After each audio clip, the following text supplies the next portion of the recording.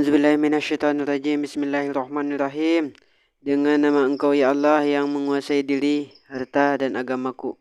Ya Allah ya Tuhanku, kondisikan batinku agar rela menerima ketentuan-Mu. Berkahilah aku pada semua yang ditakdirkan untukku, sehingga aku enggan menyegerakan apa yang Kau tunda dan enggan menunda apa yang Kau segerakan. Amin.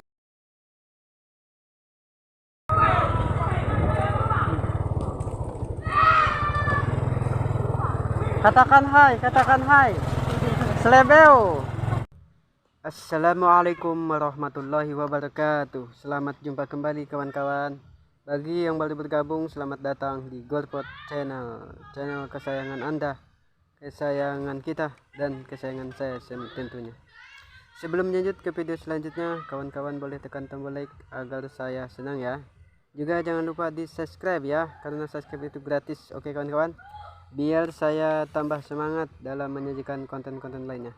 Karena ini konten bukan hanya sebatas konten vlog jualan saja, namun ada hikmah atau ilmu bagi kawan-kawan ya, yang bisa diambil seputar jualan keliling. Oke kawan-kawan, mohon jangan pergi dulu lah kan, karena di video kali ini saya akan coba bocorkan bagaimana agar jualan yang kita jajakan itu selalu diserbu orang, di mana dan kapanpun kita jualan, terutama di sekolah ya. Baik itu di saat keliling, tadi sudah saya katakan, terutama sekali di sekolah, karena di sekolah, jualan sekolah itu sungguh sangat menggiurkan. Dalam waktu 15 menit bisa ratusan ribu kita dapatkan, lain halnya sama keliling. Cuma sangat sulit karena banyak banyak saingan, terutama jika pendatang baru. Baru jualan banyak saingan pula kan. Faktornya adalah mustahil lah kan, dalam satu sekolah itu cuma kita saja yang jualan ya, terkecuali sekolah itu emang nggak cocok dipakai jualan gitu. Misalkan sekolah itu penghuninya hanya sedikit ya kan, atau bapak kita seorang kepala sekolah, pasti cuma kita yang jualan karena pedagang yang lain diusir bapakmu. Lain lagi itu ceritanya ya kan. Jadi di sini kita bicara sesuai pengalaman saya ya, sebagai rakyat jelata. Oke, target kita kalau mau jualan di sekolah itu tentunya kita mengincar sekolahan yang pertama banyak muridnya ya kan. Lalu yang kedua penghuninya pun hobi jajan, anak-anaknya pun hobi jajan. Yang ketiga di sana tak ada peraturan dilarang jualan. Biasanya kan ada itu sekolah gak dibolehkan jualan kita. Baru yang keempat, faktor kita mengincar sekolah, jualan di sekolah itu yaitu jualan yang kita maksudnya makanan yang kita jualkan itu banyak peminatnya di sekolah itu ya kan. Karena jika sekiranya suatu sekolah itu banyak muridnya ataupun anak-anaknya pun hobi jajan semua, dan di sana pun gaknya ada larangan jualan, namun jika jualan kita nggak laku atau kurang peminatnya di sekolah tersebut, maka yang terjadi adalah di sana Anda hanya menonton orang lain jualan. Percayalah, Anda cuma nonton saja nanti, sementara niat di rumah kan mau jualan. Iri emang enggak iri sama pedagang lain, cuma kan sedih kawan, bahkan timbul itu rasa malu. Tengok kanan kiri jualan orang semua pada dikerumuni, Anda cuma melongo nengokin orang jualan. Paling yang Anda lakukan pasti caper, entah itu bunyikan kekuk gitu. Mungkin Anda mengira anak-anak tidak sadar tentang kehadiran dirimu. Lebaya, kasihan. Udahlah kawan, anak-anak itu tahunya kamu hari ini datang. Masalahnya jualanmu gak diminati anak-anak. Faktornya mungkin adalah biasanya yang saya temukan cuma duanya. Yang pertama, anak-anak bosan sama makananmu. Baru kalau kita jualan pemula, mungkin anak-anak belum mengenalmu. Nah, untuk mengatasi dua masalah ini, saya punya trik dan tipsnya bagaimana agar jualan kita itu banyak peminatnya. DKL atau dengan kata lain, makanan yang kita jual itu laris manis. Sebenarnya 80% ya dari video yang saya tayangkan seputar vlog jualan ini, kawan-kawan bisa ambil ilmunya guna menjadikan jualan Anda laris manis. Namun emang baru di video ini saya jabarkan secara detail, insyaallah ya. Bukan hanya sekedar tayangan, namun sambil dijelaskan dengan teori. sesuai pengalaman saya yang didapat di lapangan. Pertama-tama yang akan saya bahas adalah poin pertama ya, yaitu tentang disebabkan anak-anak belum mengenal kita, baik itu mengenali sosokmu maupun makananmu. Bagi pedagang pemula ya, kadang-kadang sebagian anak-anak sampai melongo liatin kita, seolah-olah mereka membatin gitu kan. Itu jualan apa ya? Jualan makanan manusia apa bukan? Enak enggak ya?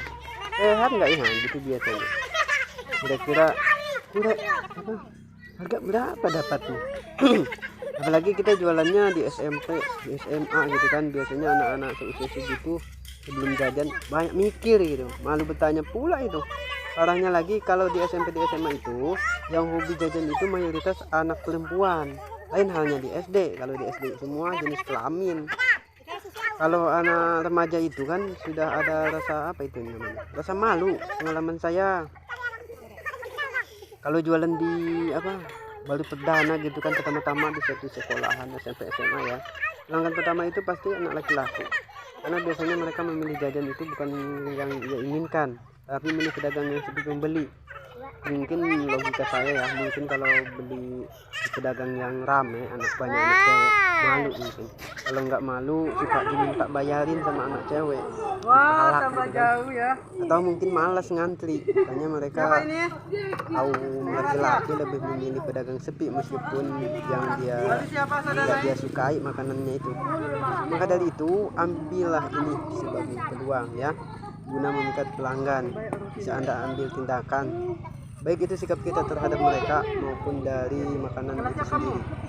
Buatlah tindakan agar mereka itu kalau besok bisa beli lagi sama Anda, sambil melayani jalin komunikasi seolah-olah Anda mengenalnya gitu kan.